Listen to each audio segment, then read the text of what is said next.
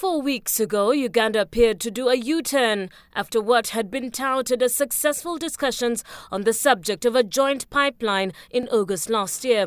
And now Kenya has quickly swung into action. Monday morning, President Yoweri Museveni jetted into the country for bilateral talks on a way forward.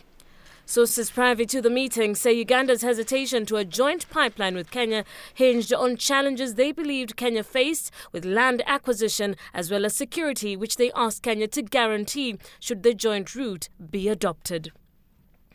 It also emerged that the usually visible upstream multinationals have taken a back seat in these talks, having been axed out of the bilateral talks on Monday, as well as the 2-week deliberations by the energy ministries in the two countries, fueling speculation that the two countries are avoiding any interests or influences from the upstream firms. Today, the Minister for Energy for Uganda, his permanent secretary and their technical teams were holed up at the Ministry of Energy and Petroleum headquarters here in Nairobi as they began reviewing proposals and building cooperation frameworks for the joint pipeline. The cost breakdown shows that the most expensive route is Hoima to Tanga, whose capex stands at about $5.5 billion, while a joint one with Kenya through the southern route will cost $4.4 billion. While the preferred northern route will cost $4.2 billion.